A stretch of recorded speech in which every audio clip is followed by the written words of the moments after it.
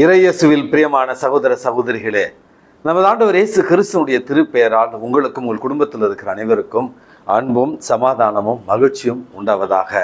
அன்புமிக்கவர்களே, April மாதம் 22ஆம் தேதி தாயாம் திரு அவை மறைசாட்சியான திருத்தந்தை புனித சொட்டோருஸ் என்பவருடைய நினைவு நாளைத்தான் கொண்டாடுகிறது. இந்த மறைசாட்சியானவர் திருச்சபையினுடைய வரலாற்றில் 12வது திருத்தந்தையாக வாழ்ந்து மறைசாட்சியாக மரித்தவர்.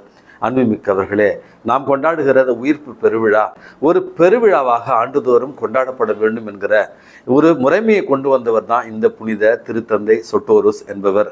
அன்புமிக்கவர்களே, பல்வேறு வகையில சித்திரவதைகள் அனுபவித்தாலும் கிறிஸ்துவுக்கு சாட்சியம் பகர்வதில் இவர் தன்னுடைய கருத்தாய் இருந்தார். அதனுடைய ஒரு காரணமாகவே திருச்சபையில மதிக்கப்படுகிற திருத்தந்தையர்களில் முதல் நூற்றாண்டுல 2வது நூற்றாண்டுல வாழ்ந்த திருத்தந்தையர்களில் மிக உயர்வானவராக கருதப்படுகிறார் இந்த திருத்தந்தை சொட்டோருஸ் என்பவர். அன்புமிக்கவர்களே, உயிர்ப்பு பெருவிழாவினுடைய கிழமைகளில் நம்ம இன்றைக்கு இருக்கிறோம். இன்றைக்கு 2வது நாளாகிய செவ்வாய்க்கிழமை நம்ம கொண்டாடி கொண்டிருக்கிறோம் பாஸ்கா விழாவினுடைய இந்த சிறப்பு நாட்களில்.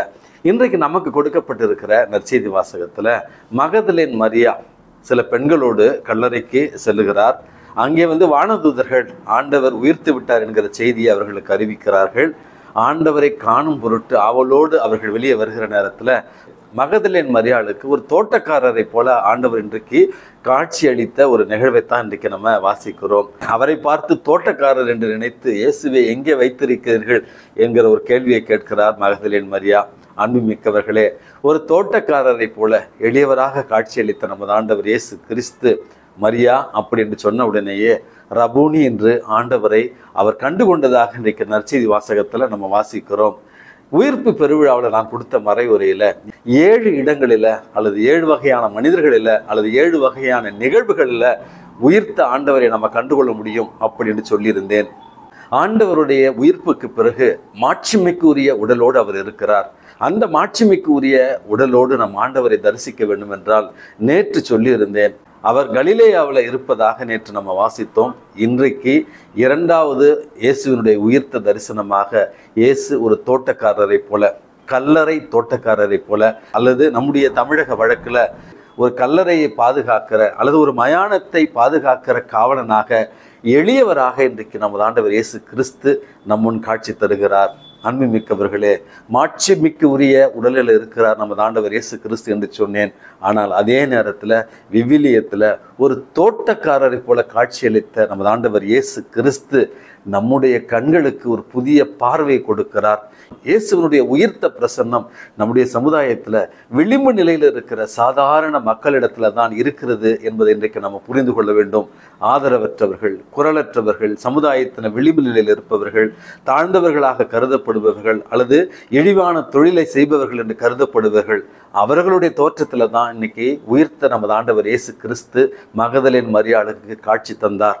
அன்புமிக்கவர்களே, இயேசுவினுடைய உண்மையான சீடர்களாக நாம் இருந்தால் ஒவ்வொரு நாளும் கஷ்டத்திலும் வேதனையிலும் அல்லது கடினமான ஒரு வாழ்க்கையிலும் உழந்து கொண்டிருக்கிற 7 எளியவர்களிடத்துல தான் இயேசுவை நாம் காண முடியும் என்கிற அழகான ஒரு கருத்தை தான் இந்த நற்செய்தி வாசகம் நமக்கு தெளிவுபடுத்துகிறது. அன்புமிக்கவர்களே, ஒரு மனிதன் வாழ்க்கையில அனைத்தையும் இழந்து போய் வெறுப்பின் உச்சத்திற்கு சென்று ஒரு பாலத்தின் மீது நின்று அந்த பாலத்திலிருந்து கீழே குதித்து தற்கொலை செய்து கொள்வதற்காக தயார் நிலையில் அங்கு நின்று கொண்டிருக்கிறான். அந்த வழியே வந்த ஒரு வழிப்போக்கர் ஒருவர் அந்த இளைஞனிடத்துல சென்று அவன் தற்கொலைக்குத்தான் முயற்சி செய்கிறான் என்று தெரியாமல் அவனிடத்துல பிலிப்பியருக்கு எழுதிய திருமுகத்துல 4வது அதிகாரம் 13வது திருவசனத்தை அந்த இளைஞனிடத்துல மகிழ்ச்சியோடு அவர் சொல்லி சென்று விடுகிறார். அந்த வசனம் என்பது, எனக்கு வலுவூட்டுவருடைய துணை கொண்டு எனக்கு அனைத்தையும் செய்ய ஆற்றல் உண்டு அப்படி என்று. உனக்கு வலுவூட்டுகிறவர் இந்த உலகத்துல உன்னோடு இருக்கையில எதை கண்டு நீ அஞ்ச வேண்டும்?